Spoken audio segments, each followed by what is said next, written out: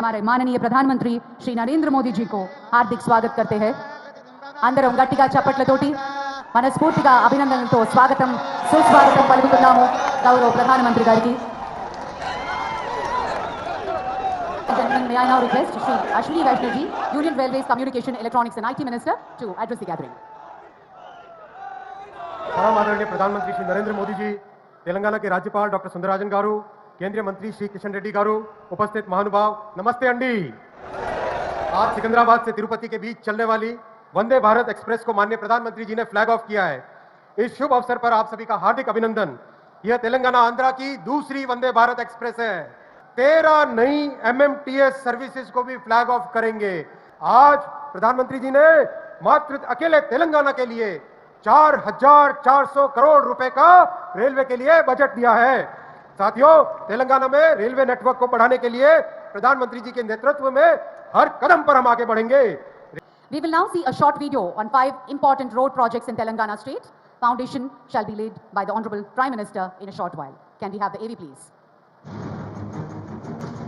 It is a firm belief of our visionary and dynamic Prime Minister Shri Narendra Modi ji that for developed India, modern infrastructure is pivotal. And in the last 8 to 9 years, the country has seen a transformation in infrastructure landscape of the country. भाइयों और बहनों, हमारा प्रयास है कि तेलंगाना के कोने-कोने तक बेहतरीन कनेक्टिविटी पहुंचे। पिछले 8 वर्षों में तेलंगाना में नेशनल हाईवे की लंबाई 2 गुनी हो चुकी है। Telangana, known for its rich cultural heritage and beautiful natural landscape, is a strong partner in nation building. Road infrastructure projects worth over rupees 34,000 crore have been either completed in the last 9 years or are in advanced stages of completion. Today is an important day in the history of Telangana, as Honorable Prime Minister is laying the foundation stone for 5 national highway projects worth rupees 7,865 crore. Construction of 4-lane new greenfield highway from Khammam to Devarapalle will reduce distance between Rajamundry and Hyderabad by 56 kilometers and provide direct connectivity between Hyderabad and coastal parts of Andhra Pradesh like Visakhapatnam, Gangavaram and Kakinada. It will also boost tourism by providing enhanced connectivity to places like Rajamundry, Papikondalu, Annavaram and Simhachalam. Construction of 6-lane Akalkot-Kurnool section of NH150C will reduce the distance between Surat and Chennai by 280 kilometers and travel time by 6 hours. It will strengthen road connectivity of the state of Telangana with Gujarat, Maharashtra, Karnataka, Andhra Pradesh and Tamil Nadu. Construction of Mehboob Nagar Chincholi section will provide smooth connectivity with Karnataka. Local produce like cement, tandoor stones and agriculture commodities like red gram and cotton will get access to bigger and newer markets. It will also give boost to pilgrimage and tourism sectors due to seamless connectivity to Anantagiri Hills, which hosts the famous Ananta Padmanabha Swami temple. Construction of Kalvakurthi Kolhapur section of NH167K will reduce distance between Hyderabad, Kalvakurthi and important destinations like Tirupati, Nandyala, Chennai by about 80 kilometers. Small-scale industries, milk factories and stone quarries will get access to bigger markets, enhancing socio-economic development of the entire region. Construction of Nizampet Narayanakhed Bidar section will improve connectivity between Hyderabad and Bidar, famous for Guru Nanak Jhira Sahib Gurudwara, Kolhar industrial area and handicrafts. These projects will give boost to agriculture, industrial, transport and tourism sectors and generate employment opportunities at a large scale, thereby giving new impetus to prosperity and growth of Telangana. Thank you, sir. मैं आदरणीय प्रधानमंत्री जी से विनम्र निवेदन करती हूँ कि अब इस परियोजना का बटन दबाकर అనావరణ करने की कृपा करें. శాఖకు చెందిన ఈ రోడ్డు ప్రాజెక్టులకు శంకుస్థాపన చేసే సందర్భంగా దానికి సూచనగా గౌరవ ప్రధానమంత్రి శ్రీ ప్రధానమంత్రి స్వాస్థ్య సురక్షణ యోజన బీబీ నగర్ ఎయిమ్స్ ని కేంద్ర మంత్రివర్గం ఆమోదించడం జరిగింది. The most prestigious All India Institute of Medical Sciences is being set up at BB Nagar, Telangana. This initiative comes as a boon to strengthen medical infrastructure in the state. We now present a short video on All India Institute of Medical Sciences, BB Nagar. Foundation shall be laid by the Honorable Prime Minister in a short while. Can we have the AV please? विकसित भारत के प्रण से सीधा जुड़ा है स्वस्थ राष्ट्र का संकल्प। इसीलिए हेल्थ केयर फॉर ऑल के विजन के साथ पिछले 9 वर्षों में माननीय प्रधानमंत्री श्री नरेंद्र मोदी जी के नेतृत्व में लगातार कदम उठाए गए। ये 9 साल मजबूत हेल्थ केयर सेक्टर के निर्माण की दिशा में अभूतपूर्व रहे हैं। आयुष्मान भारत प्रधानमंत्री जन आरोग्य योजना से गरीब को 5 लाख तक के इलाज की निश्चिंतता मिली है। जन औषधि केंद्र से दवाइयाँ 50 से 90% तक सस्ती हो गई है। लाखों हेल्थ एंड वेलनेस सेंटर और PM अभियान से मेडिकल इंफ्रास्ट्रक्चर लगातार मजबूत हो रहा है। आयुष्मान भारत डिजिटल मिशन से डिजिटल भारत में स्वास्थ्य सेवाएं लेना सहज हुआ है। 2014 के मुकाबले आज देश में एम्स की संख्या 8 से बढ़कर 23 हो गई है। मेडिकल कॉलेज 387 से बढ़कर 607 हो गए हैं। MBBS की सीट 51,000 से बढ़कर 1,01,000 से अधिक और PG की सीट 31,000 से बढ़कर 65,000 से अधिक हो चुकी है। सदी की सबसे बड़ी महामारी के खिलाफ देश ने विश्व का सबसे बड़ा टीकाकरण अभियान चलाया और 200 करोड़ से ज्यादा टीकाकरण देश के सामूहिक सामर्थ्य की मिसाल बना। बीते 9 वर्षों में भारत में भी स्वास्थ्य सेवाओं को लेकर बहुत ईमानदारी से बहुत कुशलता से कार्य करने का प्रयास किया गया है। हेल्थ और वेलनेस की दिशा में ऐसे ही तेज कदम बढ़ाते हुए आज एम्स बीबी नगर तेलंगाना की आधारशिला रख रहे हैं हमारे यशस्वी प्रधानमंत्री जी। एम्स बीबी नगर का लाभ तेलंगाना और पड़ोसी राज्यों जैसे आंध्र प्रदेश, महाराष्ट्र और कर्नाटक के करोड़ों परिवारों को होगा। 16 मॉड्यूलर ऑपरेशन थिएटर और 750 बिस्तरों वाले इस एम्स से सस्ती और विश्व स्तरीय स्वास्थ्य सुविधाएं लोगों को आसानी से मिल सकेंगी। नए एम्स में होगी टर्शरी केयर की सुविधा। यहाँ neuro surgery, cardiac surgery, urology, endocrinology आदि सुपर स्पेशलिटी विभाग होंगे। Accident and emergency, radiology, paramedical जैसे 40 से अधिक विभाग काम करेंगे। विश्व स्तरीय अत्याधुनिक लैब होगी जांच। साथ ही साथ ये मेडिकल की उच्च शिक्षा और चिकित्सकीय अनुसंधान का केंद्र बनेगा। यहाँ आयुष विंग के साथ एकीकृत चिकित्सा प्रणाली होगी। 201 एकड़ के भूखंड पर 1366 करोड़ रुपए की लागत से बनने वाले एम्स बीबी नगर को रिकॉर्ड समय में तैयार कर लिया जाएगा। All India Institute of Medical Sciences, BB Nagar. It is indeed a memorable moment for the people of Telangana that a host of railway projects are being launched by the Honorable Prime Minister. We now present to you a short video on the rail developmental projects in Telangana. Indian Railways holds a place of pride in every Indian heart, linking villages, towns and cities and strengthening the spirit of Ek Bharat, Shreshtha Bharat. As the growth of Indian Railways is directly linked with the country's growth journey, our dynamic Prime Minister Shri Narendra Modi ji emphasized on the transformation of railways. Railways is fast becoming modern, safer and inclusive with world-class infrastructure. आज के भारत में सबको गति और प्रगति से जोड़ने के लिए तेजी से काम चल रहा है। वंदे भारत ट्रेन इसका एक बहुत बड़ा सबूत है, प्रतीक है। आज भारतीय रेल में यात्रा करना एक सुखद अनुभव बन रहा है। Under the visionary leadership of the Honorable Prime Minister, Government of India has provided significant railway facilities to the state of Telangana like upgradation of stations, new lines, electrification, doubling and tripling of lines, construction of bridges, road over bridges and road under bridges. Continuing these efforts towards strong rail connectivity for the people of Telangana, today Honorable Prime Minister is flagging off the prestigious Vande Bharat from Telangana, which will connect IT city of Hyderabad with the abode of Lord Venkateshwara Tirupati. It will further the economic, social and cultural activities in the entire region. Indigenously built semi-high-speed Vande Bharat Express will enhance the travel experience of passengers by providing a safe, fast and comfortable rail travel between Hyderabad and Tirupati while reducing travel time by almost 3.5 hours. Facilities like 180-degree rotating recliner chairs, automatic doors, Wi-Fi, Kavach, specially designed toilets and touch-free services will give world-class travel experience to passengers. Taking rail services closer to suburban rail users, 13 new MMTS services are being introduced in the suburban section of Hyderabad-Secunderabad Twin City region. These services will provide fast, comfortable and cost-effective travel to daily commuters. Honorable Prime Minister Shri Narendra Modi ji is also dedicating to the nation 85 km of rail line doubling with electrification project of Secunderabad Mehboob Nagar section worth rupees 1,410 crore. It will not only decongest this highly saturated section and give seamless connectivity, but will also help in increasing train speed as well as facilitate introduction of more train services. This vital project will strengthen the connectivity of Hyderabad and Secunderabad with Kurnool, Anantapur, Tirupati and Bengaluru. Prime Minister Narendra Modi ji is also laying foundation stone for the redevelopment of Secunderabad station with modern architecture and world-class amenities at a cost of rupees 720 crore. The new station would have iconic buildings, spacious air concourse, separate entry and exit, lifts, escalators, travelators, easy signages, multi-level parking, food courts and modern public announcement and information system, thereby enhancing passengers' convenience. These railway projects will give boost to agriculture, industrial and tourism sectors in the state and propel Telangana to new heights of development. Thank you, sir. Thank you very much. That is a detailed video about the railway projects. अभी हम अनुरोध करते हैं माननीय प्रधानमंत्री जी railway station हमारे सिकंदराबाद के पुनरुद्धरण के लिए शंकुस्थापन करें बटन दबाकर शंकुस्थापनेचे संदर्भांगा का आविष्करण करें रिमोट दबाकर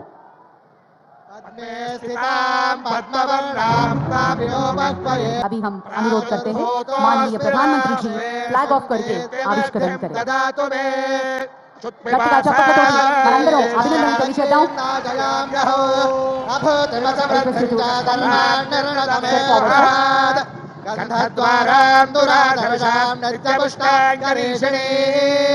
ఈశ్వరీం సర్వభూతానాం తమేహోపక్వయేశ్వరమశీమహీ పశూనాం రూపమన్యస్య మహేశ్వేషయతాం యశః कर्तवेण प्रजाभूता मयि संसर्गर्तमा रेलवे प्रोजेक्ट्स की आविष्कరించారు गौरवनीయులు మన प्रधानमंत्री वर्युలు अब हम हमारे यशस्वी प्रधानमंत्री श्री नरेंद्र मोदी जी से अनुरोध करते हैं कि वे इस शुभ अवसर पर हमें संबोधित करें भारत माता की, भारत माता की।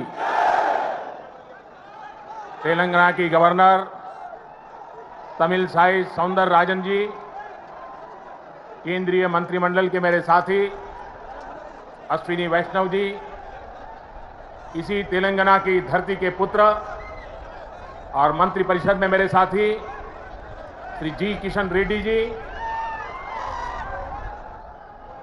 बहुत बड़ी संख्या में आए हुए तेलंगाना के मेरे प्यारे भाइयों और बहनों, प्रियमैना सोदरा सोईदरी मणुलारा मी अंदरिकी न हृदयपूर्वक नमस्कार बोलो। महान क्रांतिकारियों की धरती तेलंगाना को मेरा शत शत प्रणाम। आज मुझे तेलंगाना के विकास को और गति देने का पुनः सौभाग्य मिला। थोड़ी देर पहले ही तेलंगाना आंध्र प्रदेश को जोड़ने वाली एक और वंदे भारत ट्रेन को हरी झंडी दिखाई गई है। यह आधुनिक ट्रेन अब भाग्यलक्ष्मी मंदिर के शहर को भगवान श्री वेंकटेश्वर धाम तिरुपति से जोड़ेगी। यानी एक प्रकार से ये वंदे भारत एक्सप्रेस आस्था, आधुनिकता, टेक्नोलॉजी और टूरिज्म को कनेक्ट करने वाली है। इसके साथ ही आज यहां 11,000 करोड़ रुपए से अधिक के प्रोजेक्ट्स का लोकार्पण और शिलान्यास हुआ है। ये तेलंगाना की रेल और रोड कनेक्टिविटी से जुड़े प्रोजेक्ट्स हैं, हेल्थ इंफ्रास्ट्रक्चर से जुड़े प्रोजेक्ट्स हैं। मैं विकास के इन सभी प्रोजेक्ट्स के लिए आपको, तेलंगाना की जनता को बहुत बहुत बधाई देता हूं, शुभकामनाएं देता हूं। साथियों, तेलंगाना को अलग राज्य बने करीब करीब उतना ही समय हुआ है जितने दिन केंद्र में एनडीए की सरकार को हुए हैं। तेलंगाना के निर्माण में, तेलंगाना के गठन में जिन सामान्य नागरिकों ने, यहां की जनता जनार्दन ने योगदान दिया है, मैं आज फिर एक बार कोटि कोटि जनों को आदरपूर्वक नमन करता हूं। तेलंगाना के विकास को लेकर, तेलंगाना के लोगों के विकास को लेकर जो सपना आपने देखा था, तेलंगाना के नागरिकों ने देखा था, उसे पूरा करना केंद्र की एनडीए सरकार अपना कर्तव्य समझती है। हम सबका साथ, सबका विकास, सबका विश्वास, सबका प्रयास के मंत्र को लेकर के आगे बढ़ रहे हैं। हमने पूरा प्रयास किया है कि भारत के विकास का जो नया मॉडल बीते 9 वर्षों में विकसित हुआ है, उसका लाभ तेलंगाना को भी ज्यादा से ज्यादा मिले। इसका एक उदाहरण हमारे शहरों का विकास है। बीते 9 वर्षों में हैदराबाद में ही करीब 70 किलोमीटर का मेट्रो नेटवर्क बनाया गया है। Hyderabad multi modal transport system MMTS project पर भी इस दौरान तेजी से काम हुआ है। आज भी यहां 13 एमएमटीएस सर्विस शुरू हुई है। एमएमटीएस का तेजी से विस्तार हो, इसके लिए इस वर्ष के केंद्र सरकार के बजट में तेलंगाना के लिए 600 करोड़ रुपए रखे गए हैं। इससे हैदराबाद, सिकंदराबाद सहित आसपास के जिलों के लाखों साथियों की सुविधा और बढ़ेगी। इससे नए बिजनेस हब बनेंगे, नए इलाकों में इन्वेस्टमेंट होना शुरू होगा। साथियों, 100 साल में आई सबसे बड़ी गंभीर महामारी और 2 देशों के युद्ध के बीच आज दुनिया भर की अर्थव्यवस्थाओं में बहुत तेज गति से उतार चढ़ाव हो रहा है।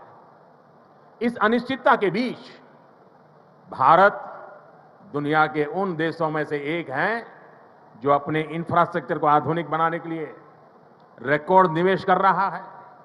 इस साल के बजट में भी 10 लाख करोड़ रुपए आधुनिक इंफ्रा के लिए अलॉट किए गए हैं। आज का नया भारत, 21वीं सदी का नया भारत तेजी से देश के कोने कोने में मॉडर्न इंफ्रा बना रहा है। तेलंगाना में भी बीते 9 वर्षों में रेलवे बजट में लगभग 17 गुना की वृद्धि की गई है। अभी अश्विनी जी आंकड़ा दे रहे थे। इससे नई रेल लाइन बिछाने का काम हो, रेल लाइनों की डबलिंग का काम हो या फिर इलेक्ट्रिफिकेशन का काम हो, सभी कुछ रिकॉर्ड तेजी से हुआ है। आज जिस सिकंदराबाद और महबूबनगर के बीच रेल लाइन की डबलिंग का काम पूरा हुआ है, वो इसी का उदाहरण है। इससे हैदराबाद और बेंगलुरु की कनेक्टिविटी भी बेहतर होगी। देश भर के बड़े रेलवे स्टेशनों को आधुनिक बनाने का जो अभियान शुरू हुआ है, उसका लाभ भी तेलंगाना को मिल रहा है। सिकंदराबाद रेलवे स्टेशन का विकास भी इसी अभियान का हिस्सा है। साथियों, रेलवे के साथ ही केंद्र सरकार द्वारा तेलंगाना में हाईवे का नेटवर्क भी तेज गति से विकसित किया जा रहा है। आज 4 हाईवे प्रोजेक्ट का शिलान्यास यहां हुआ है।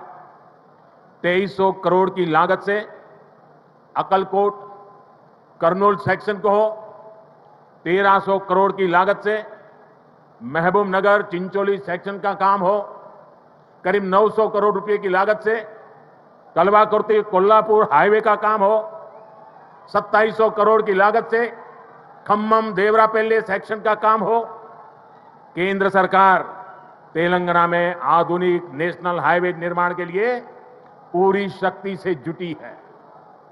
केंद्र सरकार के निरंतर प्रयास की वजह से आज तेलंगाना में नेशनल हाईवे की लंबाई 2 गुनी हो चुकी है। साल 2014 में जब तेलंगाना का निर्माण हुआ था, तब यहां 2500 किलोमीटर के आसपास नेशनल हाईवे थे। आज तेलंगाना में नेशनल हाईवे की लंबाई बढ़कर के 5000 किलोमीटर पहुंच गई है। इन वर्षों में केंद्र सरकार ने तेलंगाना में नेशनल हाईवे बनाने के लिए करीब करीब 35,000 करोड़ रुपए खर्च किए हैं। इस समय भी तेलंगाना में 60,000 करोड़ रुपए के रोड प्रोजेक्ट्स पर काम चल रहा है।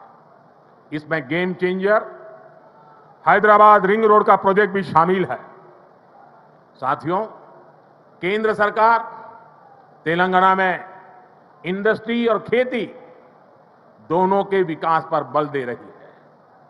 टेक्सटाइल ऐसा ही उद्योग है जो किसान को भी और मजदूर को भी, दोनों को बल देता है। हमारी सरकार ने देश भर में 7 मेगा टेक्सटाइल पार्क बनाना तय किया है। इनमें से एक मेगा टेक्सटाइल पार्क तेलंगाना में भी बनेगा।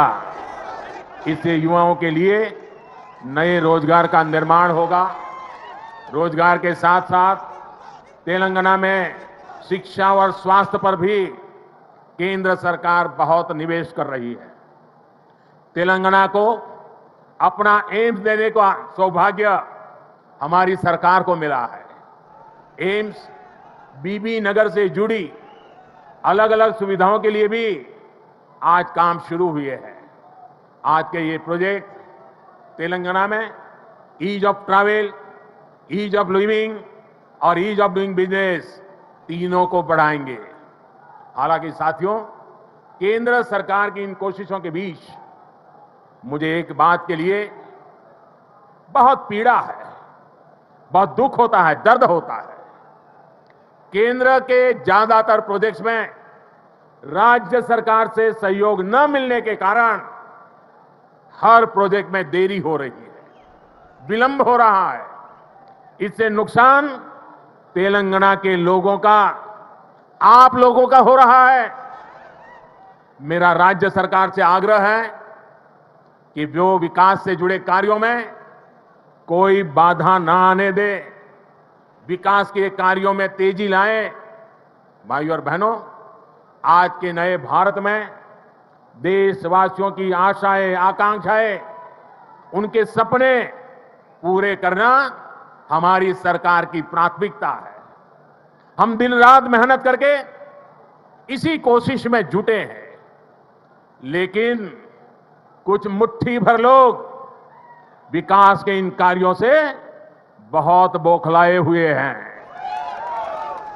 ऐसे लोग जो परिवारवाद, भाई भतीजावाद और भ्रष्टाचार को पोषित करते रहे, उन्हें ईमानदारी से काम करने वालों से परेशानी हो रही है। ऐसे लोगों को देश के हित से, समाज के भले से कोई लेना देना नहीं है। ये लोग सिर्फ और सिर्फ अपने कुनबे को फलता फूलता देखना पसंद करते हैं। हर प्रोजेक्ट में, हर इन्वेस्टमेंट में ये लोग अपने परिवार का स्वार्थ देखते हैं।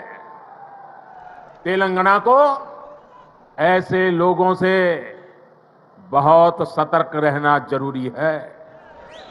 भाइयों और बहनों, भ्रष्टाचार और परिवारवाद एक दूसरे से अलग नहीं है।